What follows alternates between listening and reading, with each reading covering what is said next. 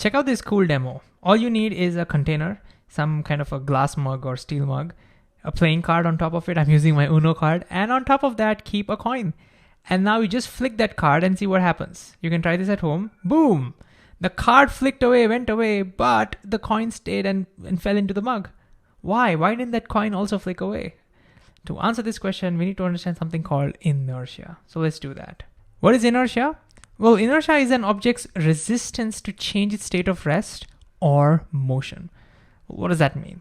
Well, let's take an example. Take a train, which is at rest.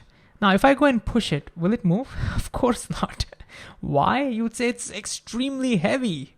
Well, in physics, we would say that it has a lot of inertia, because of which it's resisting to change its state of rest. See? To change its state of rest, you need to put a lot of force on it. That means it has a lot of inertia. But it's not just about rest. Now consider a moving train. Okay? Very fast moving train. Now, can I go and make it stop? Again, you would say, no ways. No ways I can go and make it stop. Why? You might say it's coming with a lot of speed, but even if it was not coming with a lot of speed, even if it was coming very slowly, do you think I would be able to stop it? No. I wouldn't be able to stop it. Why? Because it has a lot of inertia. Again, you can see because of its inertia, it resists to change its state of motion this time.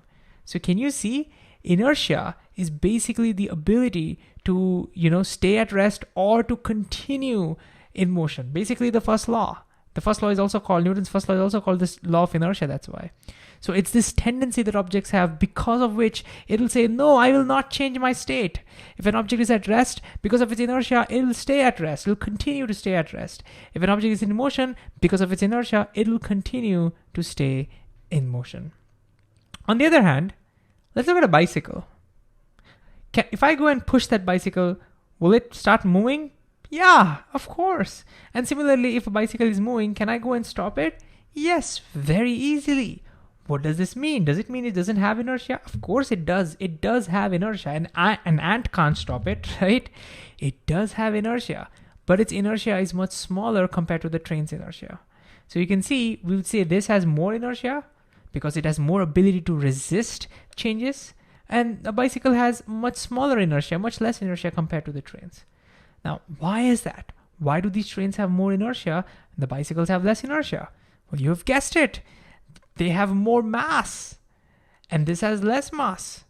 So you can see inertia is directly related to mass. Something that has more mass will have a lot more inertia, and something that has less mass has a much smaller inertia. It's much easier to change its state of rest or motion. Now, I'll show you an example of this, a consequence of this that you might feel almost on a daily basis. When you go in a train or a bus, let's say you're standing in a bus and the bus suddenly starts, what happens? You fall backwards, right? Or you feel a force that's like somebody's pushing you back, but nobody's pushing you back. Why do you almost suddenly feel like you're being pushed backwards? It's because of your inertia. How does it work? Well, let's see. You're standing on the bus is at rest. Let's say the bus suddenly starts moving. When the bus suddenly starts moving, the floor pulls on the friction between the floor and your feet starts pulling on your feet. And as a result, your feet starts accelerating forward. But as of now, there is no force acting on the rest of your body. Therefore, the top part of your body will try to stay where it is. And now you can see what's going to happen. The bottom part of your body will start accelerating because there are forces acting on it. The top part of the body will try to stay as it is. That's the reason why you feel like somebody is pushing you backward. That's why you fall backwards. But notice, it's not that somebody is pushing you back, but the floor, the friction is pulling your legs forward, and that's why you fall back. Similarly, now consider a case where you're in a moving bus. What happens when the bus brakes suddenly? You fall forward. Can you now pause the video and understand why that happens? Again, it has something to do with inertia. Pause and try. Okay, so here you have the bus, which is moving. You are also moving along with the bus. So you're moving, and suddenly the bus stops. What happens? Well, the bus has decelerated and stopped. And when the bus stops, there's frictional force that will pull back on your moving legs and makes your legs also stop. But as of now, there's no force acting on the top part of your body. Therefore, because of its inertia, it will continue to stay in motion, right? And therefore, the top part of the body will keep going forward. And that's the reason why you will fall. Again, it's not that somebody is pushing you forward, but this time notice the friction is pulling your legs backward, and that's why you fall forward. So this is again a beautiful example of inertia. Now, let's see if we can use the idea of inertia to explain what we saw earlier. So let's look at the same thing in a slow motion.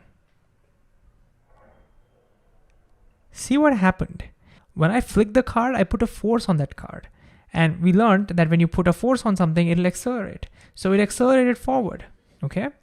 But what about the coin? I didn't put the force on the coin. There was some frictional force between the coin and the card, but that card moved so quickly away that friction didn't have enough time, that it didn't have enough time to put a force on that coin. And so the coin was able to resist its changes in motion. Resist the change in the state, its state of rest. So it resisted it and it continued to stay at rest. And that's why, look, the coin stays at rest for a small moment. It does move a little bit because there is some force, but it stayed at rest. And therefore, the coin did not move because of its inertia. And of course, once the card was gone, now gravity starts pulling down on it. And because of gravity, it starts accelerating down. And therefore, it falls into the mug. So there you go. Beautiful, isn't it? So remember, inertia is an ability of an object to resist changes in its state of rest or motion. And more mass, more inertia.